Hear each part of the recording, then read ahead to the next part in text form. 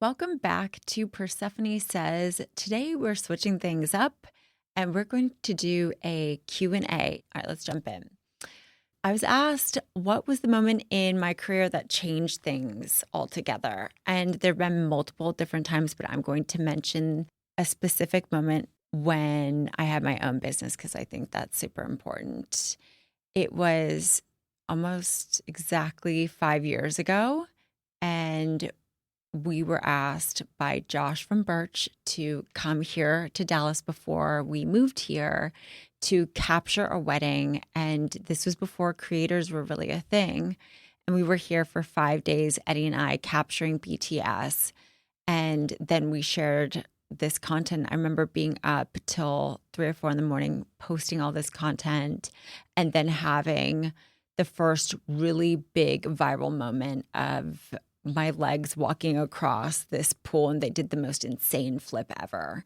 And that was such an important moment in my career for a multitude of reasons. A, because it was like such a huge viral moment. B, because it was really the first time where people were asking and demanding. I feel like we were creating demand for creators to be at these events, and the need to be sharing those transformations. And then also, I met Julian Lever there. I met Mary Wright Shaw there as well. It was so amazing. And it was such an incredible experience and really changed the trajectory of my business. So extremely, extremely grateful. The second massive shift in my business was going to Engage. And for those of you who are wondering if you should or shouldn't, or if it's appropriate for you, I always say a hell yes to Engage. For me and mine, obviously because of what we do, it tripled my business and then continued to do so. And I'm excited to be attending and hopefully speaking at some upcoming engages. But I love those ladies so much. And I think it's such an investment in networking specifically. And there's really, there's only upside in my mind. So those are the two moments. And the first one I went to was New Orleans of all, and then attended 9 consecutive engages after that. So those are my 2 inflection points. They bounce all over the place. So we'll keep going. How do you work through conflict in your marriage so it doesn't impact your family?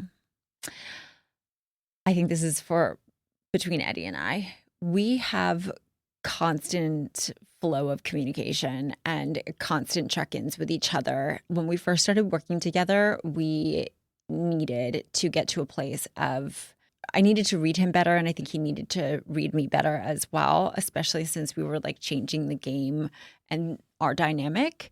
So for a while, we had a 1 through 5 like rating that we would give each other every morning, like stating where we were in our relationship. So in the morning, we would start like texting each other after we dropped the kids off, like I'm at a 5 in our relationship, 5 being the best, or I'm at a 1 in our relationship because I'm feeling insecure about blah, blah, blah. And that just allowed me to understand where he was and vice versa. And so I think that kind of laid down the groundwork for openness and safety to be honest when we were feeling off. And frankly, Eddie communicates better through text when something hard is happening. And I welcome that, even if that means he's like on the opposite end of the house, because I know that that is better for him. And then when we're both ready, we can discuss it. There's very few things at this point that impact our family, though, work-wise to family-wise. But frankly, like when I'm not doing well or he's not doing well because of something that's happening in the business or otherwise, I tell my kids. This happened recently. I told my kids I was really frustrated with something that was happening at work, and I picked them up and I said, I'm in a shitty mood and I am just going to let you know, like, I'm not going to be my best today. And I'm so sorry. You basically do whatever the hell you want, but I'll be better tomorrow. And it's okay to have off days. And I think that also just as a whole allows us all to feel like, and especially as kids, like it's okay for my parent to not be perfect all the time because I'm not. So That's really what it is. It's like just laying those foundational blocks and having this constant check-ins and then just making each other a priority, even if it's Love Island. Eddie makes me laugh the most, more than anybody in the world. All right. Loving the podcast. Who are some of your dream guests and what's the goal? I love this question. So I'm going to give you short-term dream guest people that I just would love to have, and then long-term dream guests. So in the short term, I would love, love, love to have Haley Page. She's an incredible designer. She has an insane story. We kind of came up together in the wedding industry. She just is like the most talented person in all ways: marketer, designer, creative, human being. She is just incredible. So it would be a dream to have her here. I'd also say Mindy Weiss, who's an insane wedding planner. She's so cool, and I'm lucky to have met her a couple times and have a relationship with her. So maybe I'll get the goal to ask her. As far as long-term guests, I would say, we're going to reach for the stars here, but I would say Paige DeSorbo. I would say Alex Cooper. I would say the Toast Girls. Maybe even Stassi. We'll add Stassi there. All these ladies I've been watching and so inspired by for so long, because to get on a mic and talk to yourself or talk to one other person, but especially when you're talking to yourself, is like psychotic. And it's a level of being able to entertain yourself in like an insane way. So I love it. I think what they've all built are incredible brands. They're all genius marketers. And so, yeah, I'd take any of those. What is the goal? I'm going to put it out in the universe. The goal is to really continue to build the podcast so that we're part of a network. I'm going to call it out in the universe, but I would love to be part of Dear Media or Unwell. Just going to throw it out there. I'm going to lay out the plans to do so. I think there's a lot here, and I've learned a lot, and I would love to work with clients to produce podcasts and learn more about this whole arena. I think it's so relevant, especially to what I do and what my company does, and it's the future. So those are the goals. What's your skincare regimen? Wow. How much time do we have? I love that this is such a sharp right of a question as well. So there's lots of things that I do. We'll go with the things underneath the skin. I just did a laser recently at House of Preservation. I think they're incredible. Do all sorts of injectables. I've really debated. I'm sure you guys have seen online how Kylie Jenner has been disclosing all that she's done, and I think that's awesome. I'm kind of intrigued to do the same, because I don't look like the same person, and I haven't had facial surgery, but I don't look like the same person. So might as well disclose. What else do I do? Lots of masks. If something is on my TikTok shop, I'm probably going to try it. All of those Korean masks, SkinCeuticals is a favorite. Dr. Dennis Gross, Alpha Beta Peels, also love those. And then U Beauty. So I love their duo. I think it's like a vitamin C serum and moisturizer. Also tried Rhode. So I mix everything up. All of that to say, I mix things all the time and change things up all the time so that my skin doesn't get complacent. But I'm pretty obsessed with staying out of the sun, as you can see from my pale ass face.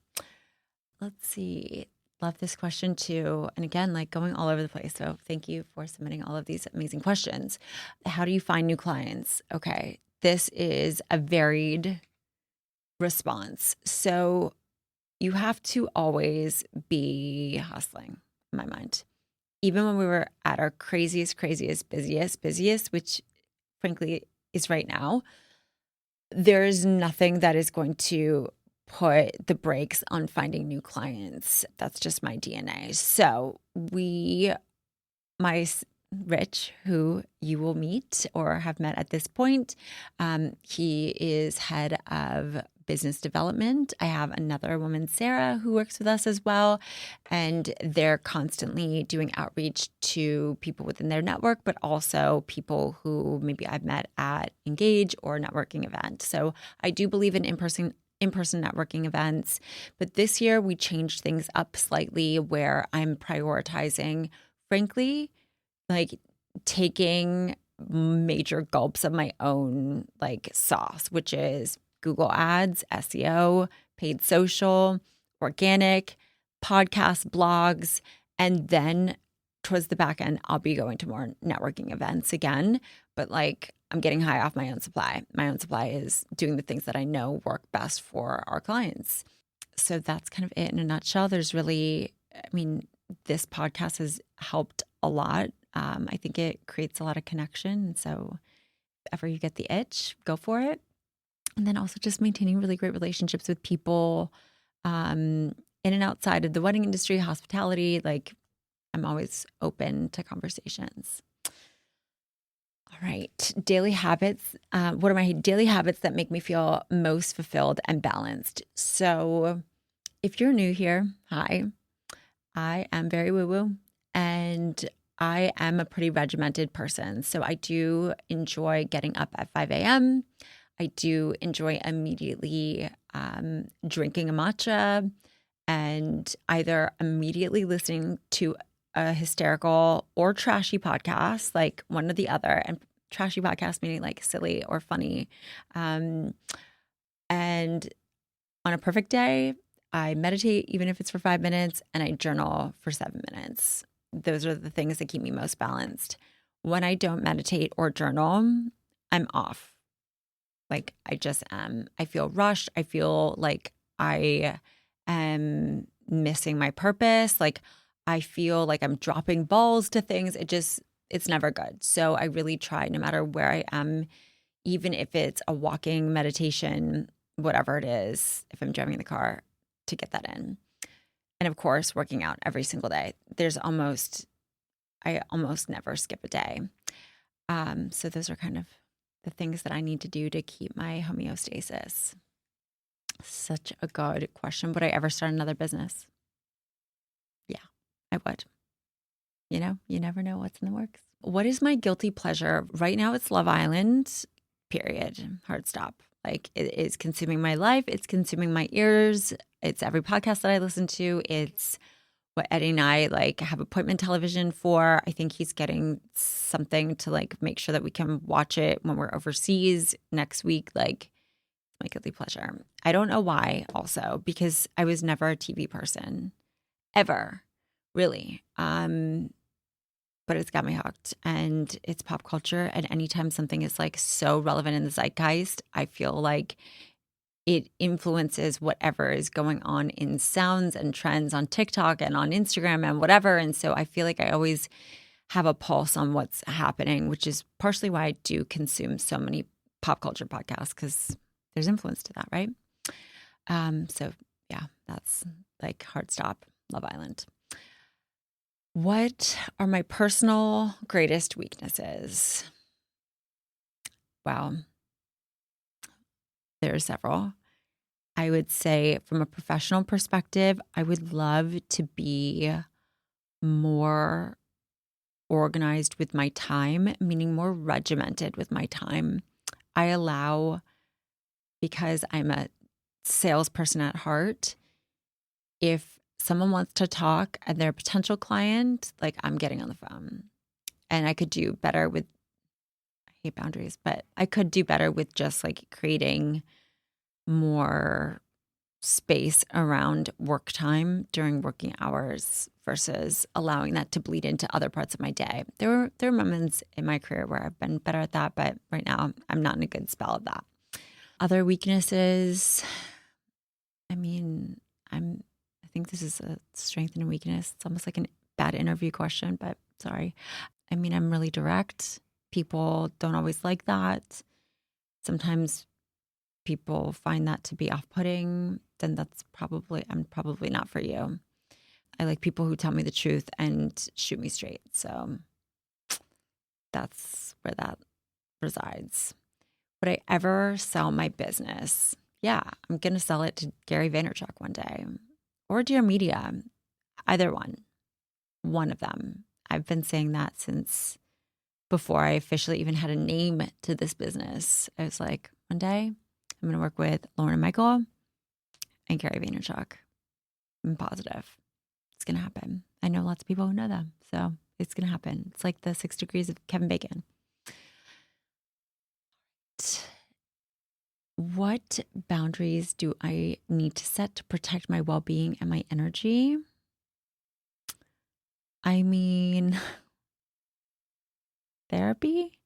The boundaries that I set. So I used to always be responding all throughout the night. I also allowed for clients to be texting me work things on my personal phone.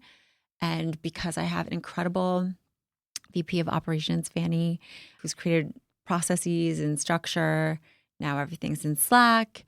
I don't feel like I have to respond immediately to anybody, frankly. Like, I'm busy and I will respond thoughtfully. I think if someone's emailing me or slacking me or requires something of me, I don't think rushing a response is ever better than just like giving you a throwaway response. So I'd rather give you something super methodical, even if it takes me hours or a couple extra days. So I'd say that's the most important thing. I also really, really fundamentally believe that if someone, whether it's an employee or client or friend or family member, aren't bringing out the best in you, then it's important for you to like create space for something different. So obviously that's different depending on, what that relationship, the context of that relationship. But I really believe like if something doesn't make sense, make space for the thing that does because it's coming your way. And it always happens in a good way. So yeah, that's exactly where I stand on that. Let's see. This is the last question here, and also just kind of hard for me to answer. What big thing do you do that you attribute to your success? I think that I'm always looking up. I'm never paying attention to, there's so many social media managers and like agencies and whatever. And though I know who some of them are, I know almost nothing about anybody. Like I really keep to myself because I'm competing against myself. And I think that that's what keeps you humble, grateful, and striving for better. And I've always operated in that place of competing against me. And so I think if you're competing against you, then you will always win because for myself, I'm just always wanting to be 1% better. This was fun. Keep submitting these questions. Maybe we should do more of this. If you like it, let me know. Be sure to follow, like, and subscribe, and I will see you again soon. Bye.